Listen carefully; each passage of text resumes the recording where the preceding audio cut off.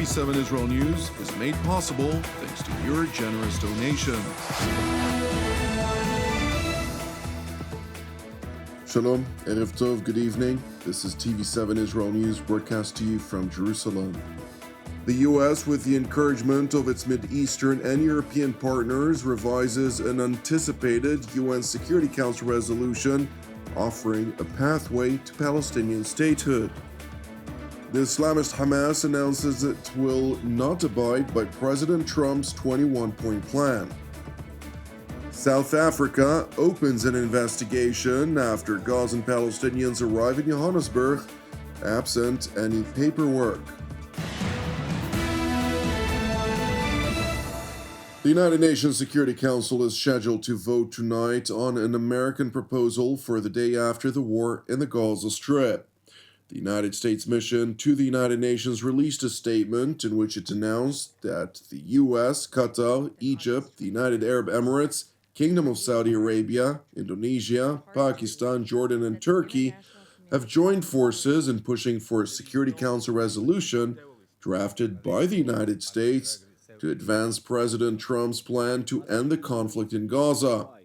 However, while citing consultations and cooperation with council members and partners in the region, the United States evidently failed to take Israel's concerns under advisement, considering that the resolution offers a pathway to Palestinian self-determination and statehood, which is viewed by Jerusalem as a premature gift to the Palestinians following the atrocities committed by the Islamist Hamas terror group against the southern communities of Israel on October 7th of 2023. Meanwhile, Prime Minister Netanyahu came under fire from within his own governing coalition over the American draft resolution that is set to be voted upon at the UN Security Council later today. Netanyahu's own ministers stressed that they were alarmed that the draft resolution included a section about a pathway to a Palestinian state. Consequently, Prime Minister Netanyahu, during his weekly cabinet meeting, rebuffed his critics by asserting, quote, "Our opposition to a Palestinian state in any territory hasn't changed." Moreover, amid an announcement by the Islamist Hamas that it objects to any clause that includes disarmament in Gaza or undermines what it called the Palestinian people's right to resistance and self-defense, Netanyahu emphasized that Hamas didn't really have a choice. I want to address two specific issues. The first issue is the subject of the alleged non-demilitarization of the part of Gaza that is in the hands of Hamas. There will be no such thing. Even in the 20-point plan, and in everything else, this territory will be demilitarized, and Hamas will be disarmed. Either this will happen the easy way or it will happen the hard way. This is what I said, and this is what President Trump also said. And regarding a Palestinian state, our opposition to a Palestinian state in any territory west of the Jordan River, this opposition is existing, valid, and has not changed one bit. I have been rebuffing these attempts for decades, and I am doing it both against pressures from outside and against pressures from within. So, I do not need affirmations, tweets, or lectures from anyone. It is important to know that the Islamist Hamas, in stark contrast to its commitment to disarm and relinquish governing control of the Gaza Strip, has been seizing humanitarian aid entering into the Palestinian enclave and selling the commodities to local businessmen as part of the terror group's method to levy taxes. There is a relative control regarding this, controlling trade, the economy, goods, and price increases. But we still need to exert more effort to achieve 100% control. There are some violations related to this. There is a rise in prices.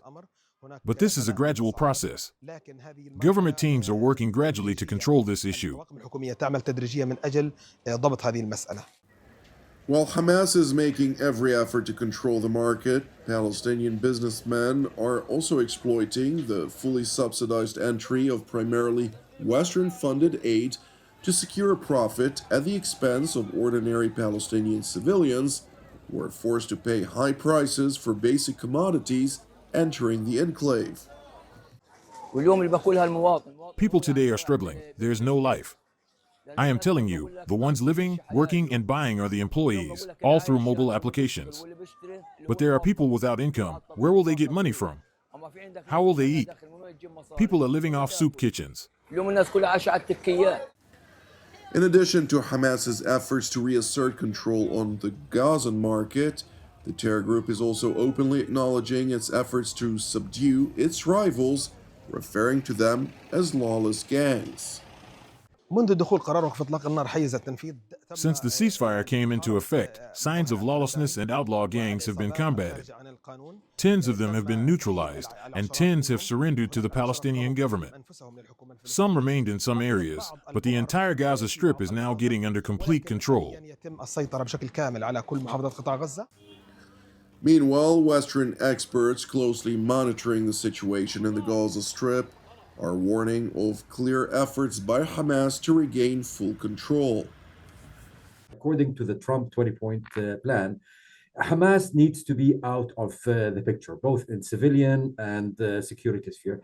And basically saying, no, we're here to stay. We cannot be bypassed. They are creating facts on the ground that will complicate the work of the international community. And frankly, the longer that the international community waits, the more entrenched Hamas becomes. Turning to South Africa, where the ANC-run government, which repeatedly claimed its unwavering support for the Palestinian people over the course of the past several years, has now been caught off guard when a plane carrying some 160 Palestinians from the Gaza Strip arrived in Johannesburg airport seeking asylum. South African authorities initially rejected their entry. However, after local Islamic organizations mounted an effective pressure campaign, South African President Cyril Ramaphosa said they had no other choice but to receive them. Yesterday we had a plane of 160, we're carrying 160 Palestinians landing at OR Tambo. And these are people from Gaza who somehow mysteriously were put on a plane that passed by Nairobi and came here. And I got to hear about it from my Minister of Home Affairs, wanting to know, what do we do now? And I said, we cannot turn them back. Even though they do not have the necessary documents and papers, these are people from a strife-torn, a war-torn country. And out of compassion, out of empathy, we must receive them. One of the Palestinian Gazans entering South Africa, absent any documentation, provided some details about his trip to Johannesburg, claiming simply he responded to a Facebook ad. We arrived in South Africa through an organization that assists with evacuations from a humanitarian perspective. I registered through a link that was shared on social media. They contacted me to confirm whether I still wished to travel, to get ready to travel. So I said okay. I got ready and we left. As everyone knows, Rafah crossing has been closed. It's not open until now, so we left through Kerem Shalom crossing and then to Ramon Airport, and this was reported in the media. From there to Nairobi Airport in Kenya for transit, and then we reached South Africa. Regarding asylum, if South Africa allows us to seek asylum and give us rights that we do not have and that I am looking for, such as education for my children, a home, and a dignified life, which we all lost in Gaza due to the war and the destruction of everything from schools, homes, workplaces. I lost everything I had in Gaza.